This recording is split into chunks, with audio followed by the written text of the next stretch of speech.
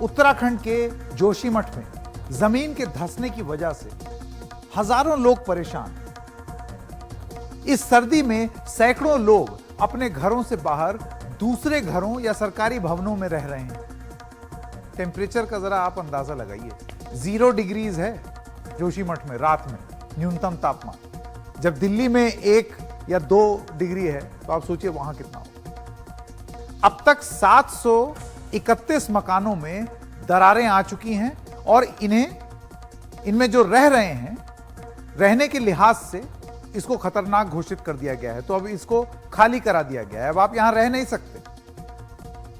ये वो मकान हैं जिनको कितने प्यार से बनाया गया होगा, मेहनत से कमा करके पैसा बनाया गया होगा। इन मकानों पर अब प्रशासन ने लाल रंग से एक्स लिख दिया है।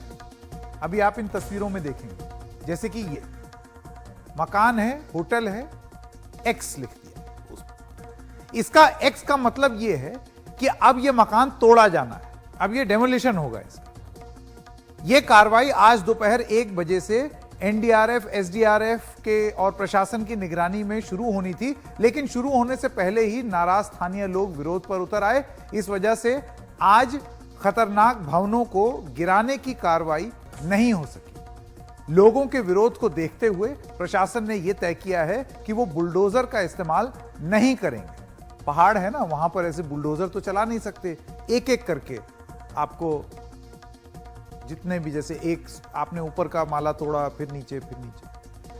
खतरनाक निर्माण तोड़ने का काम हाथों से किया जाएगा। उधर प्रशासन लोगों को अस्थायी तौर पर टिकाने के लिए भी एक योजना पर काम कर रहा है। सरकार ने इसके लिए सेंट्रल बिल्डिंग रिसर्च इंस्टीट्यूट की एक टीम भी बुलाई है, जो खतरनाक मकानों को गिराने की योजना बनाएगी। लेकिन दरकते हुए पहाड़ों का मानवीय पहलू नहीं भूलना चाहिए।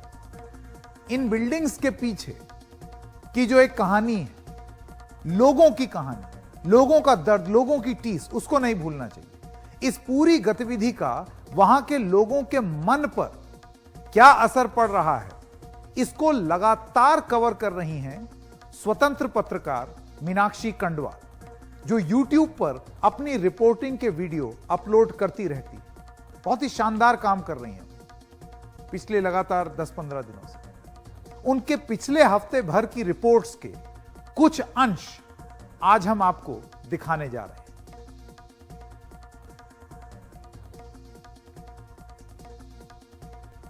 रात के इस सन्नाटे में कैमरे पर आप कितना देख पा रहे हैं नहीं पता, लेकिन क्योंकि मैं हूं यहां पर, सामने मुझे बर्फ के पहाड़ दिखाई दे रहे हैं। सर्दी, पारा इस वक्त देखिए टेम्परेचर 0 डिग्री है, और 0 डिग्री की इस ठंड में जिन लोगों को ये नहीं पता है कि उनके सर पर छत कब तक रहेगी, कहीं उनके ऊपर आकर गिर तो नहीं जाएगी, या उन्हें रात को सेफ्टी के लिए अपने घरों से कुछ कंबल, कुछ जुगाड़ लेकर जहां पर व्यवस्था की गई है उनके लिए रुकने की, शेड्स में, वहां जाना पड़ता है। सोचिए ये कितना बड़ा संकट है। कर्णप्रयाग से लेकर कम से कम जोशीमठ तक का रास्ता, जगह जगह पहाड़ खुदा हुआ है, हिमालय को छलनी कर दिया गया है। और स्थिति ये है कि शायद जब आप जोशीमठ पहुंचेंगे तो आपको ये वजह समझ में आ पाएगी कि जोशीमठ आखिर ये त्रासदी इस वक्त क्यों झेल रहा है। इस दरार के साथ ही ये समझ में आ गया है कि जो घर वहां पर बसे हुए हैं उनकी क्या स्थिति है। कई ऐसी दीवारें हैं जो टिल्ट होती जा रही हैं और वो कभी भी गिर सकती हैं। I am speechless, I don't know what to say after seeing this. ये जो दरार इस वक्त यहाँ पर मुझे दिख रही है, मेरा हाथ अगर मैं इसको वर्टिकली यहाँ पर अभी डाल रही हूँ, मैं I can move my whole hand inside. एक बार जरा कैमरा क्लोज करके यहाँ पे दिखाइए।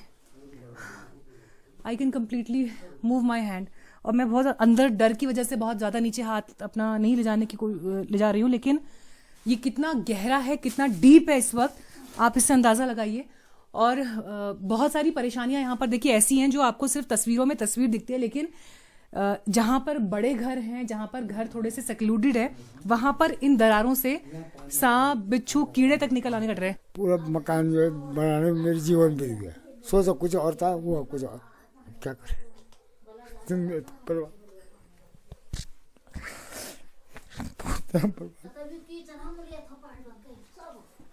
न पैसे न आप कुछ है। यहाँ तक गिरने पाएगी, तेरे को सामान निकालने के लिए पैसे नहीं मेरे पास। सब ठीक होगा अंकल,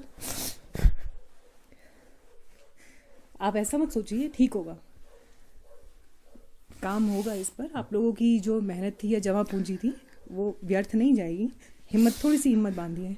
पहाड़ के लोग तो बहुत मेहनतकश लोग रहे हैं, अपने कंधों पर पहाड़ उठा के चले हैं, क्या करूं मैं, है ना। आप लोगों ने तो पूरा जीवन अपने कंधों पर पहाड़ उठा के चले ना, इन रास्तों पर पैदल चले हैं, बोझ उठा के चले हैं। आज एक संकट आया है, पर इससे आप निकलेंगे बाहर।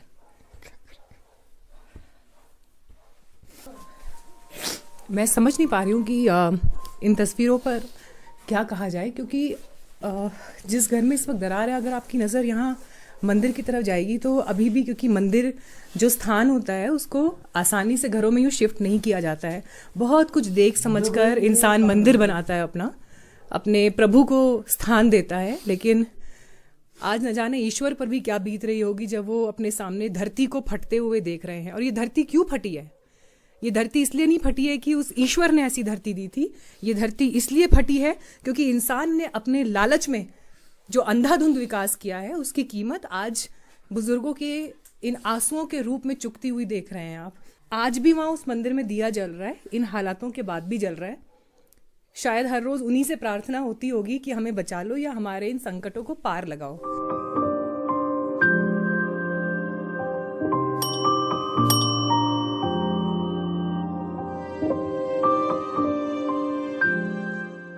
आदिगुरु शंकराचार्य की तपस्थली पर खड़ी हूँ। ये वो धरती है जहाँ पर जब वो केरल से चलकर आए 2500 साल पहले, 11 वर्ष की उम्र में जब उन्होंने बद्रिकारण्य स्थान को खोजा, तो ये वो धरती थी जिसको उन्होंने चुना तप के लिए, साधना के लिए।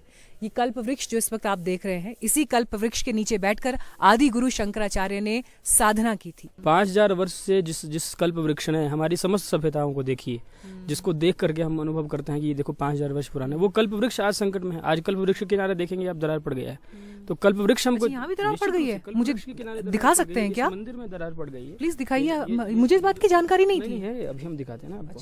तो हमारे लिए महत्वपूर्ण क्या है ये हमको सोचना पड़ेगा।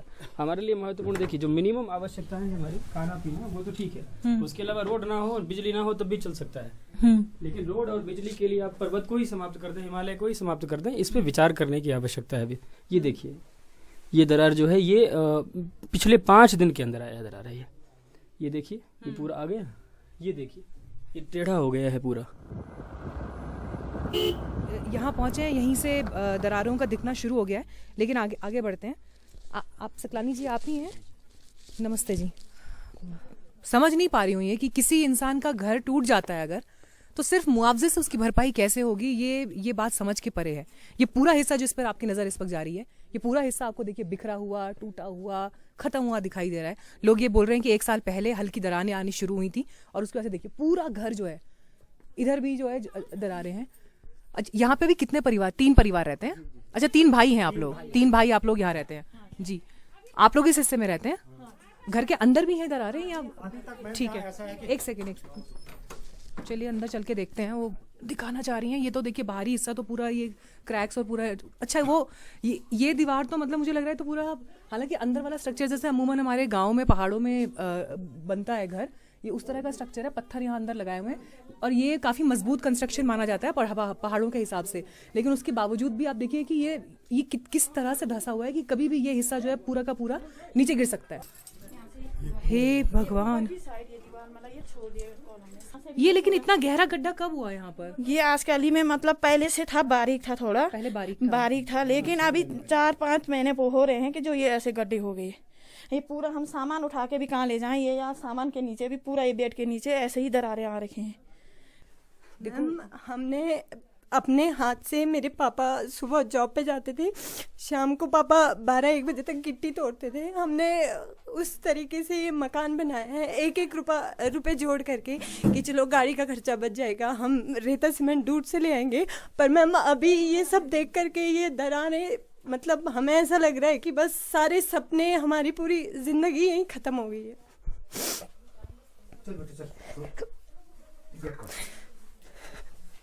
अभी मतलब हम लोग बोल रहे हैं, दिन भर इधर उधर काम में चल जाते हैं, लेकिन कभी जब अकेले रहो तो खुद पे रोना आता है कि हमारे साथ ऐसा क्यों हुआ है।